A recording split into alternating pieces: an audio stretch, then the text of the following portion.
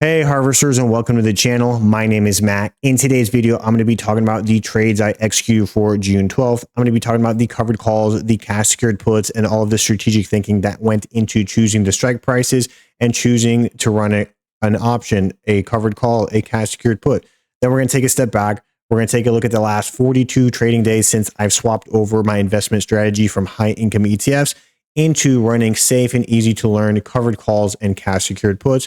And lastly, then we're going to head to Robinhood. Then we're going to talk about what the plan is for tomorrow, what I might potentially be doing, and some market considerations based off the current trading prices. So let's get started. For anyone that is a new viewer to the channel, this YouTube channel and this Robinhood account is strictly for income generation that is making money today for either bills, groceries, mortgage payments, car payments, insert whatever you want. But ideally, the goal is we continue to run safe and easy to learn covered calls and cash secured puts, invest in a good ETFs or good, stocks, securities, and then over a couple year period, this strategy might be able to replace our W-2 income with minimal daily commitment. So that is something that you are interested in, or you just want to see if this is going to work or not and track my progress. Don't hesitate to subscribe, leave some comments, leave some likes. Let's get into it. For anybody that is a returning subscriber or returning viewer, you guys know the first thing I talk about is my Robinhood account value. And it's more so transparency so that you can see in my Robinhood. And then when I take this information and put into my spreadsheets, it's 1-for-1 accurate. So as it stands for June 12th, my account is at $162,253.50. There's definitely some sort of black swan event going on. Israel decided to start bombing the shit out of Iran. So we had a little bit of a dip in the market. I don't know what this is going to look like over the next couple day period. Is this conflict going to escalate in the Middle East? Are the markets going to be afraid and fearful? That is one consideration to be worried about or thinking about. First glance, I don't know if I'm going to be running any cash secured puts, because if the market starts shooting downwards, I definitely do not want to find myself buying any more shares than I have to. So we will see how it plays out. But with that being said, guys, let's head over to my Excel spreadsheet, talk about what I did for June 12th. All right, guys, for June 12th, I ran 2 covered calls against the QQQ, and I ran 2 cash secured puts, one against the QQQ and then one against the SPY. The reason why I ran 2 covered calls against the QQQ is the day prior, I got assigned 200 shares from my cash secured puts, and then I purchased these at the 533. With that being said, I shouldn't pick a strike price that is below my cost basis. So for me to not lose money, I would have to choose a strike price at 533 or higher. So what did I do? The market for QQQ opened at the 530.97. So then I chose a strike price of exactly 533 and then a strike price of 534. At the end of the trading day, QQQ went up to 533.66. So one of my 100 shares of QQQ got assigned away. So now I only have 100 shares remaining. And based off of the different strike prices, the 533 netted me about $106 and the 534 strike price netted me about $70. And then moving on to the cash secured puts for QQQ, the cash secured put I ran, I chose the 529 strike price. Like I mentioned earlier, the QQQ opened at the 530.97. I was totally fine if this 529 got assigned because I still had about $50,000 left of cash before I would have to start tapping into margin. So therefore, I was a little bit more aggressive with this cash secured put. So therefore, I still don't know why it was only 53 bucks, but I netted about $53 choosing that 529 strike price. At the end of the day, it expired worthless. So I got paid that upfront premium, got my collateral given back to me so I can use it for tomorrow. Life is good. For the SPY, same concept here. SPY opened at the $600 mark and I chose a strike price of the 597. At the end of the trading day for SPY, SPY was up 603.72. So this cash secured put expired worthless and then I made $41. At the end of June 12th, I made $270. I had no appreciation today, so this was raw premium. I'll take $270 every single day, no problem. All right, with that being said, guys, let's head over to the other side of the spreadsheet and talk about how the last 42 trading days have progressed. Now we are at the best side of this spreadsheet. Let's talk about the high-level overview.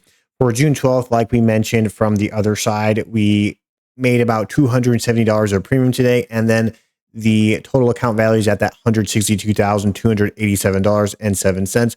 The market was down a little bit because there's a little bit of fear because of the whole Middle East is going into chaos again. Who would have thought? If we look at the last 42 trading days, I'm up 10.92%, but that doesn't tell the whole story. Back on April 20 or May 21st, I threw in about $60,000 into this account, and that kind of diluted the gain over time. And I've only really been trading with a $160,000 account for the last 2-3 weeks now.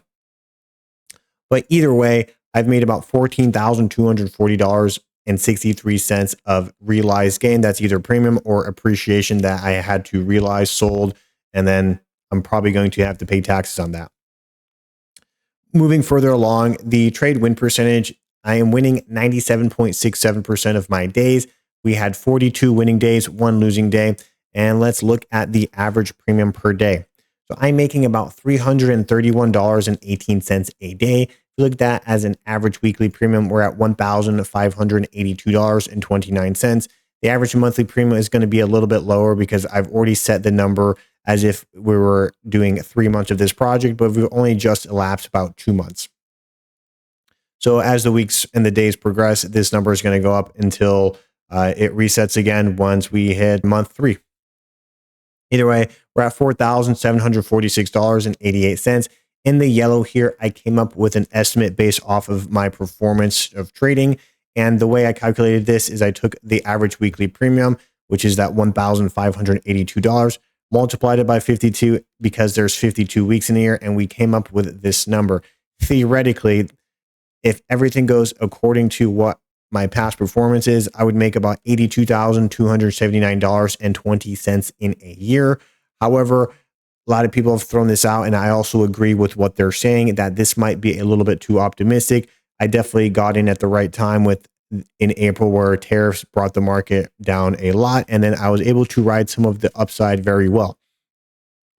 However, end of the day, say that it wasn't some major huge upside, and we take 20% away. If we take 20% away, I'd still be making what? $40,000, $50,000. I will take that any single day of the week, month, year, and so forth, and moving forward. And based off of my performance, it would be about a 56% return over the year. When I started this trading back on April 11th, I came up with a very conservative goal based off the account at the time. I still want to use that as a good gauge because I don't want to get too cocky and think, oh, I'm a great trader. I'm just an average guy, just running safe and easy, covered calls and cash secured puts, trying to change my life. But the goal was $29,740. We're already at $14,240, so we're almost at that halfway point. We still have about $15,500 remaining. And I definitely think we can do that in another 2 months. So let's get after it. Over here in these white cells and end of the year value, I came up with some rough estimates because if you're looking at the scope and your aperture is very small, you don't really see the big vision of what I'm trying to achieve here. So therefore, I wanted to come up with a better visualization.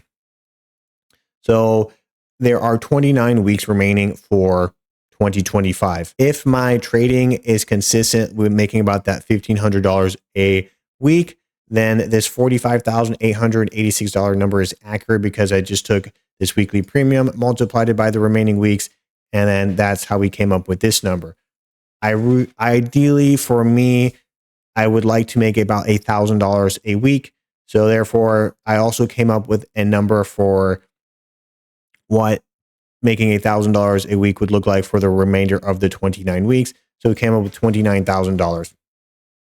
For 2025, if we come up with this first number with that 45,000 plus the 2025 gain so far, at the end of 2025, without me trading the first 3 months of the year, I would have made $60,127. If we go the more conservative route and I'm going to be making about $1,000 a week, I would make about $43,240.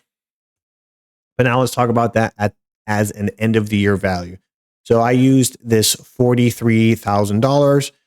And then at the end of 2025, theoretically, I should have about $208,000. And this might be a little too optimistic, but like I always say, a man can dream, and it's always good to have a vision and a goal because if you vision it and manifest it, it's eventually going to happen if you put forth the energy to make it happen.